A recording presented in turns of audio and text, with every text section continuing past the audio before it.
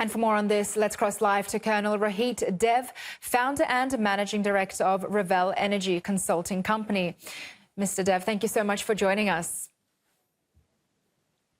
Dobry večer. Now, what do you make of the UK's abrupt easing of sanctions on Russian crude imports? What message does it send to nations that were threatened earlier not to buy Russian commodities, in fact, including India?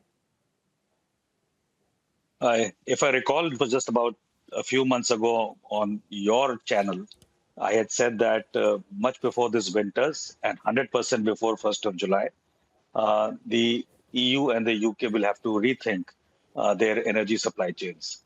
And they will come to Russia asking for it. That has happened. That is step one.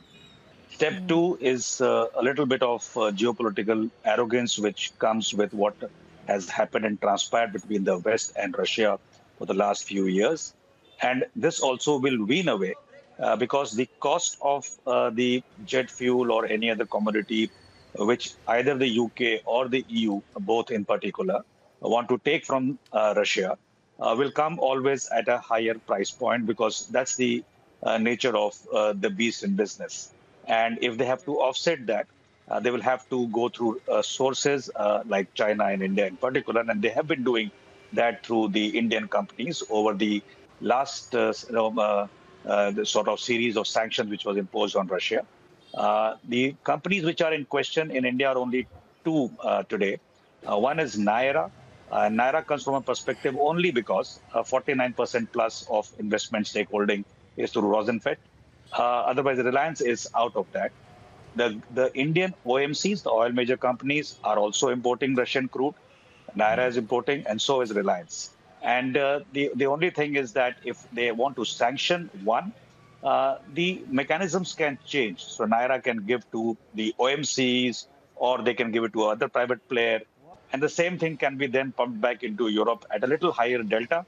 And that will be at the cost of the exchequer in the EU and UK. And people are going to pay that price. So if the overall sentiment of the British government today is to sort of ease the cost of living for its citizens, then beyond this, sort of threshold of geopolitics, they will have to look at economics in the future. So I think India will come around because India has got a very, very strategic mindset in so far as geopolitics of things is concerned. So we have not signed these FTAs with the European Union and the British and the others to be telling us what to do with our security needs, especially in defense and energy. So I think what you heard from our MEA, Mr. Jaiswal, is very clear and unambiguous. If he has said this, I'm quite sure by this time in UK, our diplomat, Mr. Pereswamy, who's a seasoned diplomat, would be interacting with the concerned people to make sure that this noise is doused. And within a couple of weeks, there are mechanisms created for a smooth, sale of the jet fuel and other commodities to the UK. And slowly you will find the EU nations also coming around because winters are approaching. And if the forward sales don't happen by July, they will be, in a thick soup because the soup will be frozen and it will not be very tasty coming this winter. So I think beyond the rhetoric, business mindset and the economics of it will play a large role.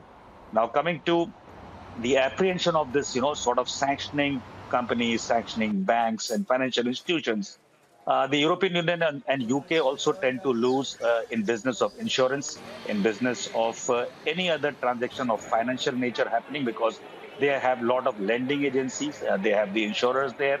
So if they're not going to carve out the economics of this oil trade, and if countries like India are not going to benefit, and if countries like India with friendship of the Russians are not going to hold the cards, I'm afraid they are reading the entire thing wrong in this room because the room has changed. The room is of a good amount of friendship. Earlier on the show, you were showing about the Chinese and the Russian meeting taking place post the American president's sort of fruitless visit to China. I think these are the signals which the West must pick up very soon because not only the population and markets reside in this part of the world, but also much economics and much money and geopolitical weight also resides here. So I think that is the way to look at it. And if the Europeans and the British look at it well, the Americans will come about and understand, because this Trump tantrum is, going to slowly peter away. Because if European Union and the UK are going to pay through their nose for commodities like jet fuel and others and make the cost of living higher for their own citizens, I'm not too sure if Trump is, the mandate given by the European Union citizens and the British citizens to sort of govern their country. So I think it's going to come around. Just a matter of time. Give it a month more, and you will find, all these shackles being put on Indian oil, companies of the private nature, including Naira, which is the only one, in a little soup because of the sanctions. But I think there are many, many ways, we will take, and there is no way anybody is able to dictate to us that not to take that route. Similar to the Trump tantrum when they said waiver and 30 days, and suddenly they remembered on 35th day that they have not given an extension, right? So it doesn't work in the real world. India is taking its energy, from 40 different countries today in terms of crude. India has diversified from in terms of sources. India has got long-standing friendship with the Russians, who are helping us. Even without talking on any global stage, we are doing our trade with them. The currency has changed to include not only the Indian rupee and the rubles, but UAE dirhams are coming into play. So I think people have to rethink what they are doing with their energy needs. Finally, it does not hurt India. It does not hurt the Russians, because our energy needs will be met the way we want. So if the European Union and the British, government are smart, they can say something, geopolitically on a TV screen, on a document. But when the trade happens, when the need arises, they will take the route which helps that country the best, and it's best for and in the interest of their own citizens. So I think it's going nowhere.